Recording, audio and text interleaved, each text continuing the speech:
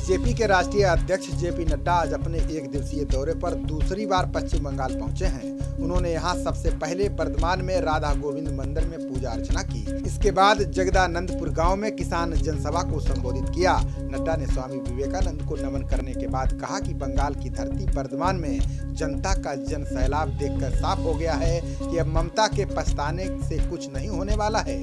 चिड़िया उनका खेत चुग गई है। नड्डा ने दावा किया कि अब बंगाल में ममता का जाना तय हो गया है।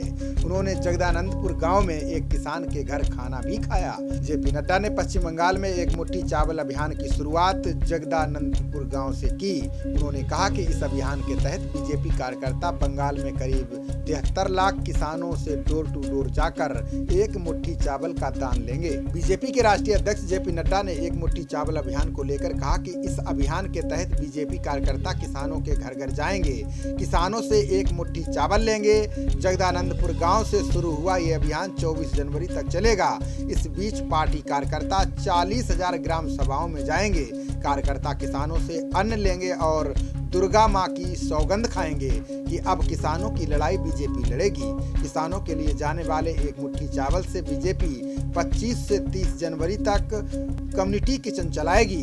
इसमें किसानों और गरीबों को खाना खिलाया जाएगा। जेपी नड्डा ने पश्चिम बंगाल में बर्धमान की किसान जनसभा में बड़ा ऐलान किया है। नड्डा ने कहा कि बंगाल के 70,000 परिवारों को पीएम किसान सम्मान निधि योजना का लाभ मिलेगा। वहीं सीएम ममता बनर्जी पर निशाना साधा। उन्होंने कहा कि पश्चिम बंगाल में अब चुनाव आ रहे हैं, इसलिए सीएम ममता बनर्जी प्रधानमंत्री मोदी को पत्र लिख रही हैं।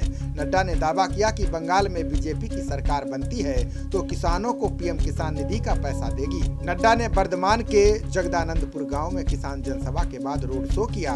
बर्धमान जिले में नड्डा ने करीब 9 किलोमीटर लंबा रोड शो किया। ये रोड शो क्लॉक टावर से शुरू हुआ। इसके बाद कई इलाकों से होते हुए लॉर्ड कर्जन गेट पर खत्म हुआ। इस दौरान जनता का जन सैलाब उमड़ पड़ा। नड्डा के रोड शो के दौरान सड़क के दोनों तरफ लोगों की भीड़ जमा थी। नड्डा भीड़ का गाड़ी के अंदर से ही हाथ हिलाकर स्वागत कर रहे थे। वहीं रोड शो में शामिल होने वाले लोगों में खासा उत्साह देखने को मिल रहा था। खबरों का सिलसिला जारी रहेगा। देखते रहिए जनप्रवाद। नमस्कार।